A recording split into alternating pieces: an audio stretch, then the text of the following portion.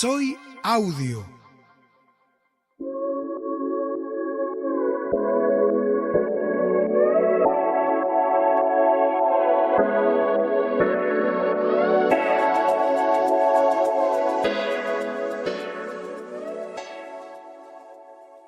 Amigos, buenos días, buenas tardes o buenas noches, dependiendo del lugar donde se encuentren y de la hora en la que me estén oyendo. Los saluda Luis Hernández, dándole la bienvenida a todos y a cada uno de ustedes a esta nueva edición de Soy Audio, podcast que llega cada domingo a las 8 de la noche con nuevos e interesantes temas como el que vamos a abordar el día de hoy. En esta oportunidad vamos a hablar del sistema Braille, pero antes me gustaría pedirles que le den un me gusta a este episodio. Gracias a los que ya se han suscrito a mi canal de YouTube y a los que no lo han hecho todavía, suscríbanse, marquen la campanita y de esa manera van a recibir una notificación cada vez que aparezca un episodio como este. Soy Audio.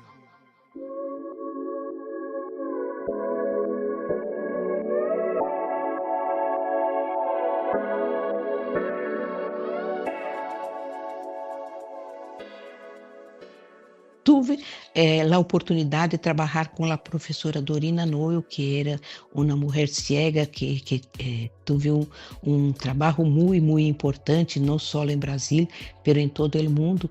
Então, quando comecei a trabalhar com ela, me deu a oportunidade de trabalhar com Braille. Hace poco se celebró el Día Internacional del Sistema Braille, sistema de lectoescritura que las personas ciegas utilizamos para leer mediante el tacto. Y para hablar de ello, hoy contamos con la presencia de la profesora de idiomas Regina Fátima Caldeira del Brasil.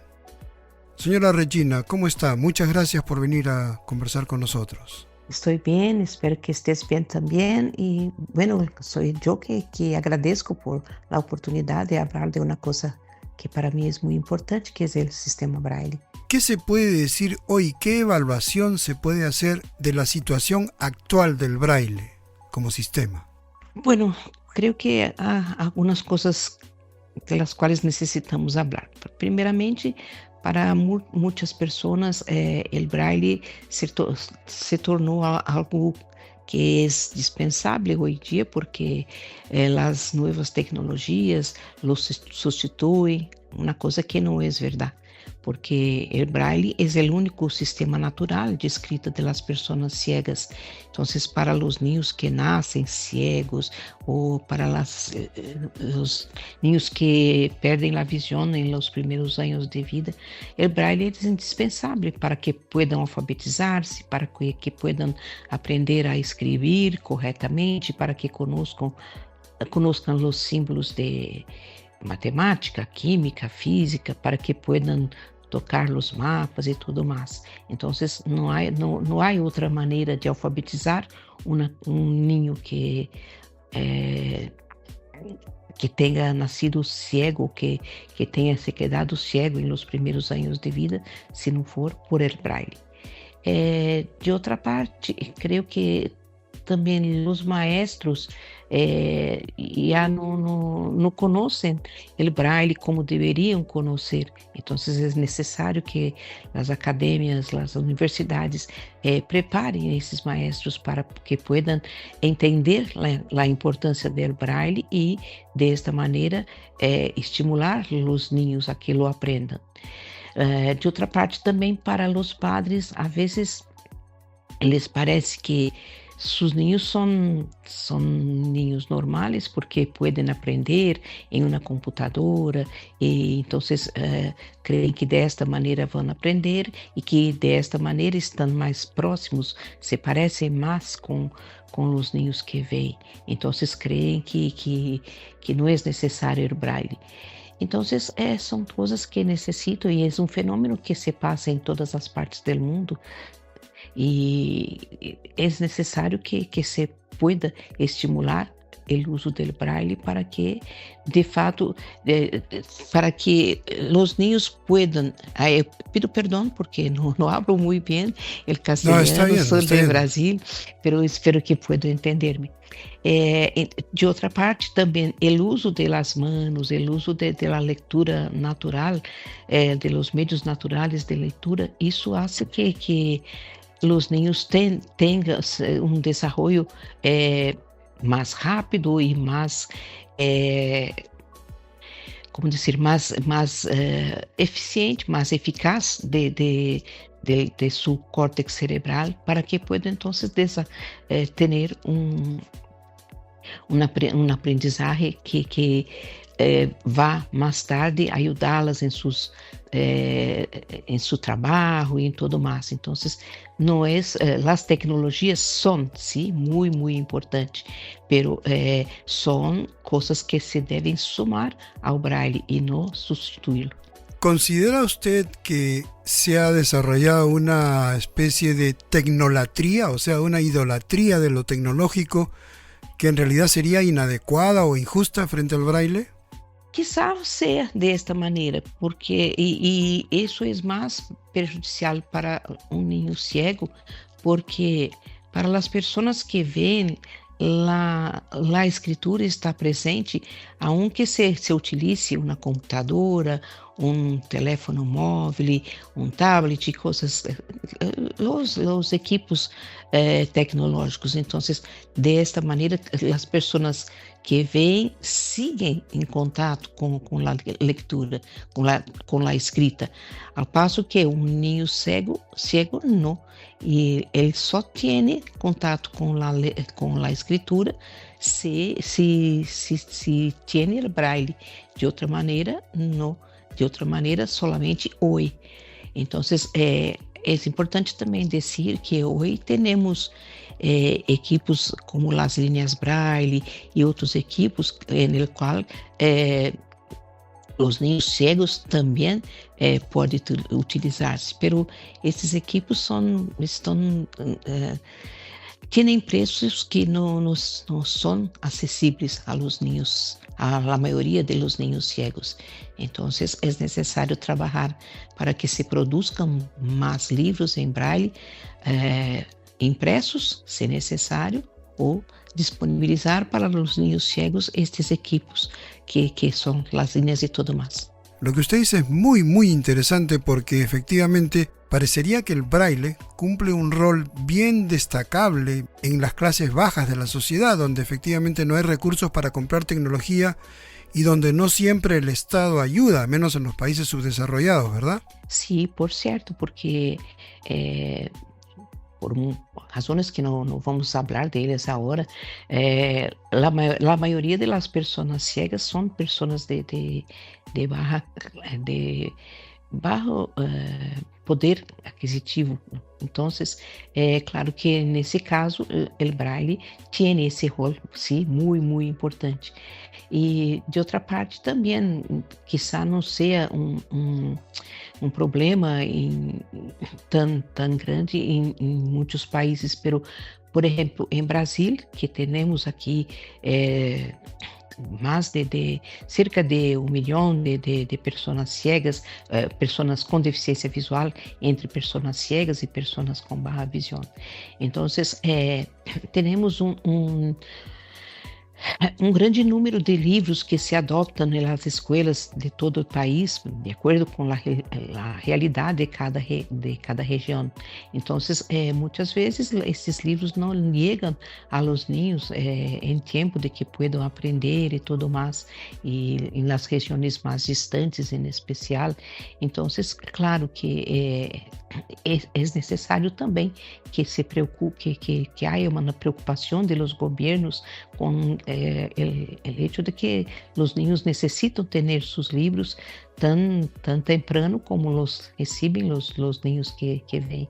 ¿Cómo llegó a usted el braille? ¿A qué edad y cómo? Nací com glaucoma, que se percebeu quando tinha 3 meses de vida, e hasta los 7 anos pude ver alguma coisa, creio que não muito, porque não me acuerdo muito bem desta fase, era muito pequena, e quando tinha 7 anos perdi por completo a visão, e o que mais desejava neste momento, porque segui jogando como os outros niños, como eu, os niños que veían, entonces esto no sentí mucho, pero cuando pedí a mi madre que quería ir para la escuela y que quería aprender a leer y a escribir, entonces llegué, mi madre me llevó, salió en busca de un lugar donde yo pudiera ser atendida y llegó a la Fundación Dorina Noy, donde trabajo hoy, que soy coordinadora de revisión de textos en braille de la fundación. Entonces, en la fundación, que en este momento se llamaba Fundación para el Libro del Ciego en Brasil, entonces ali aprendi el braille y fui llevada a una escola regular en la región donde vivía. Entonces no estudié en escuelas especializadas, no. Estudié en una escuela regular con niños que veían y tenía una maestra que me enseñó el braille y después también recibía de la Fundación Dorina los libros que necesitaba para estudiar y todo más. Ya que usted menciona la educación especializada, me gustaría saber su opinión. ¿Qué piensa usted de este tipo de educación? Porque muchas veces, en nombre de la inclusión, se ha dejado de lado o incluso hasta se ha criticado a la educación especializada. ¿Qué piensa usted frente a eso? Bueno, creo que hoy ya tenemos, por lo menos aquí en Brasil, tenemos escuelas especializadas que tendiendo a la inclusión, entonces hoy reciben niños niños ciegos y niños que ven.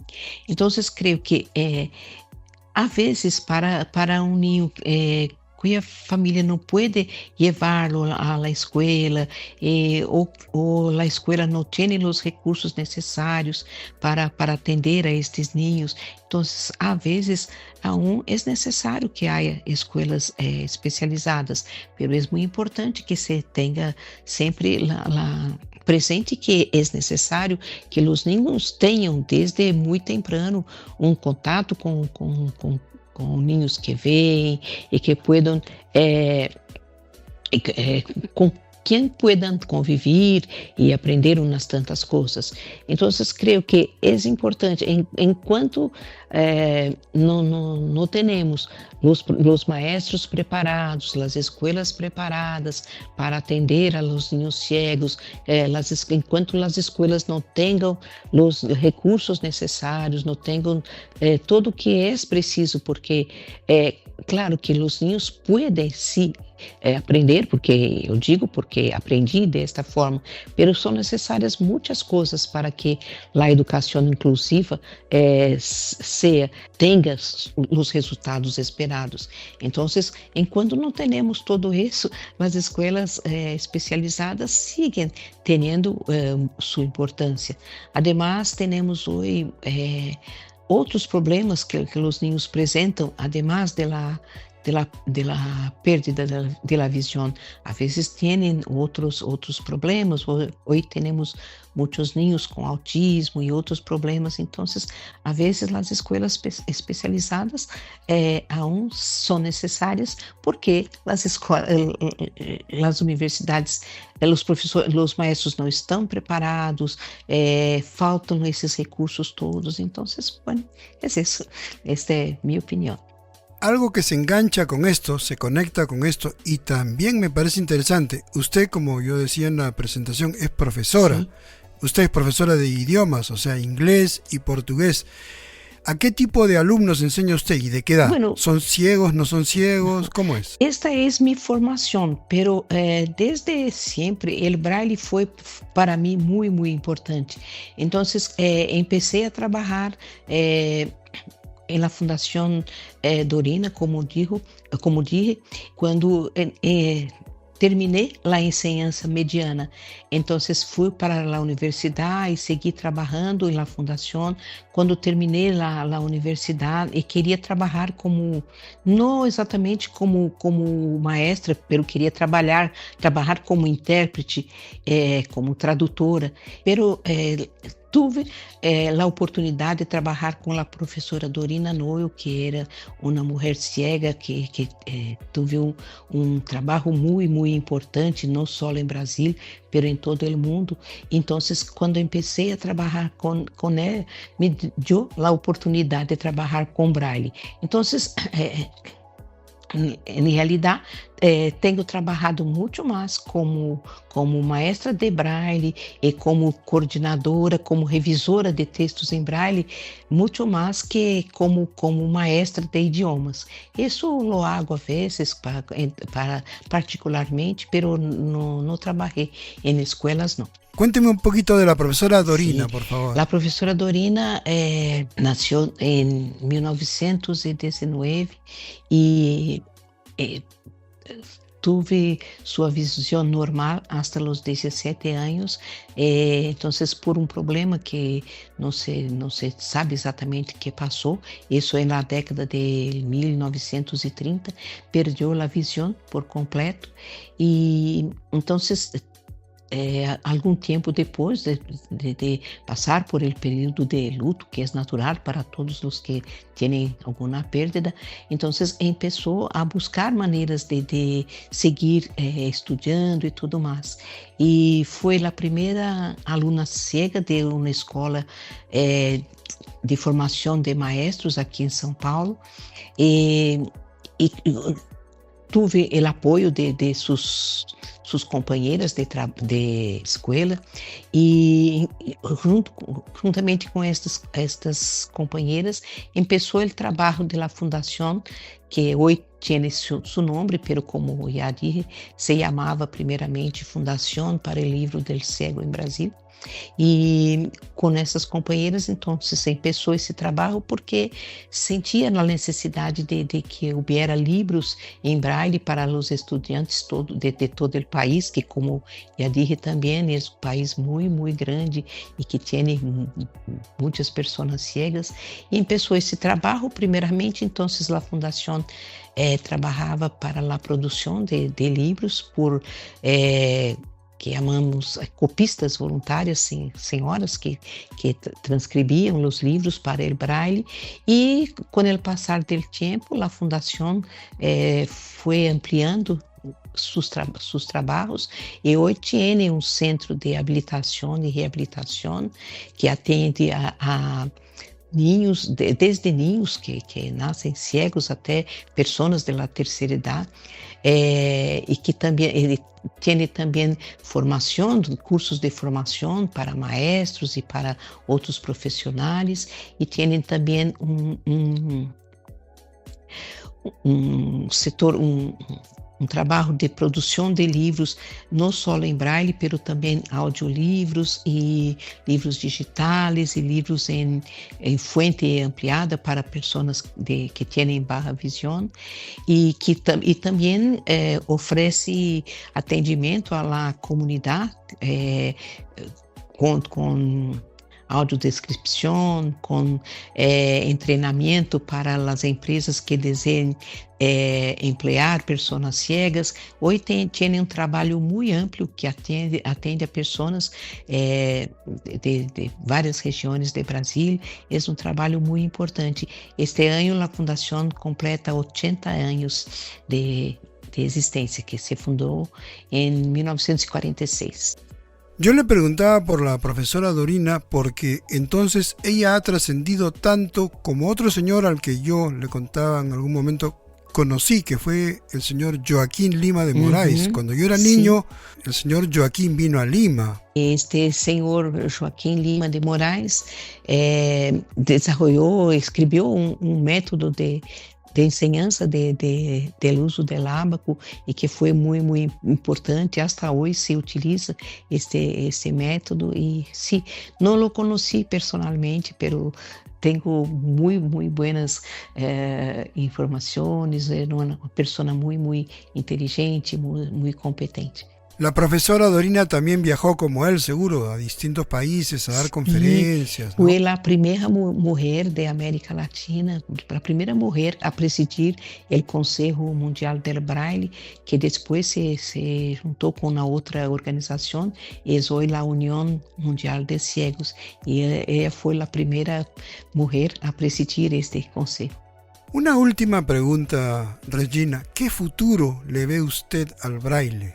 En medio de todo esto, el desarrollo tecnológico y todo, ¿qué le augura usted al braille como sistema? Bueno, eu espero que o Braille seja mais estimulado, porque creio que, enquanto para as pessoas ciegas se utilize a escrita da maneira como se la utiliza, como já dije, para as pessoas ciegas, a escrita está presente em toda parte, para todos os lados que as pessoas que veem mirem, há sempre algo escrito. Então, creio que o braille seguirá sendo necessário, sendo imprescindível, em especial para as pessoas que, como já dije, nascem ou ciegas ou perdem a visão muito temprano.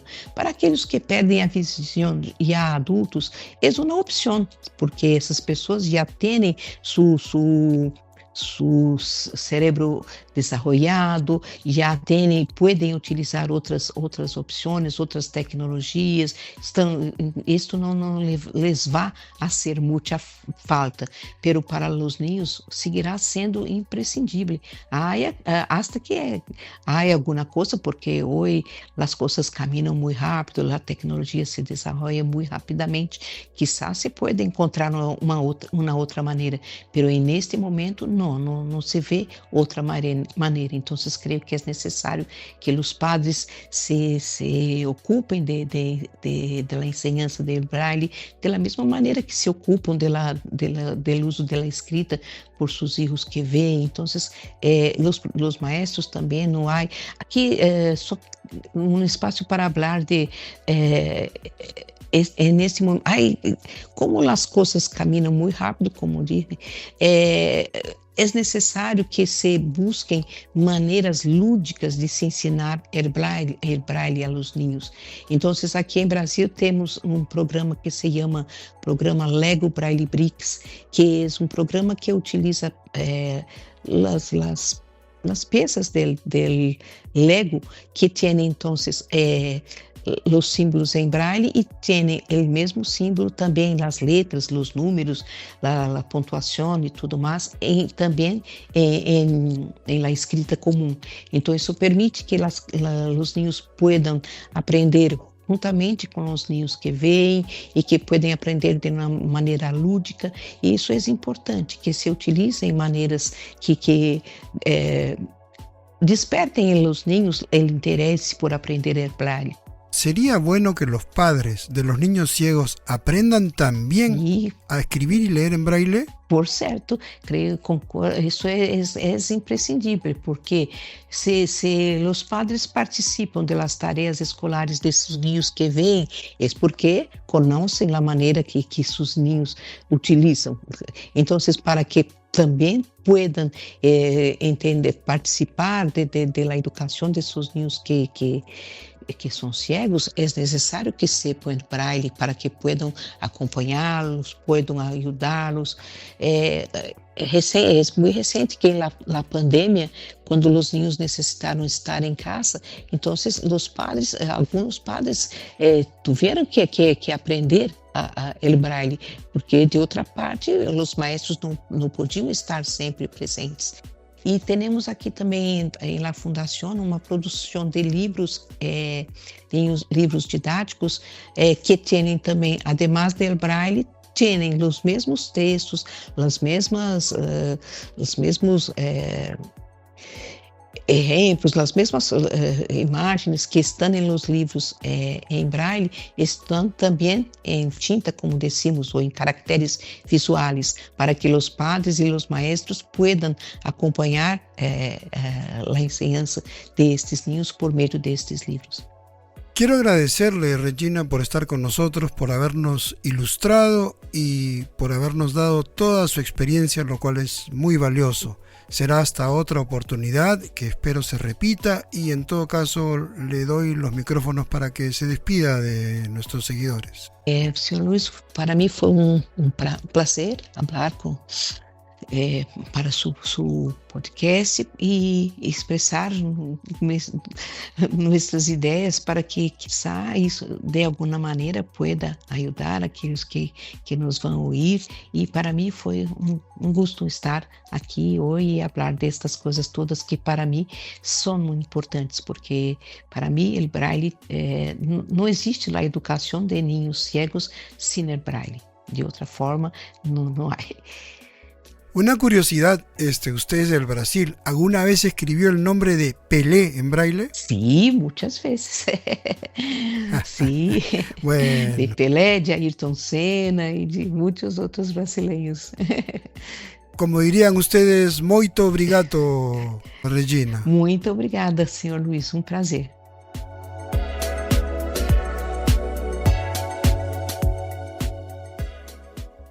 Amigos, esto ha sido todo por hoy. Al final quedo a la espera de sus comentarios, de sus inquietudes, sugerencias, interrogantes y curiosidades. Y si me quieren escribir, háganlo a la siguiente dirección electrónica: soyaudiopodcast@gmail.com. Mi nombre es Luis Hernández. Gracias por su sintonía y los espero en nuestra próxima edición. Soy Audio.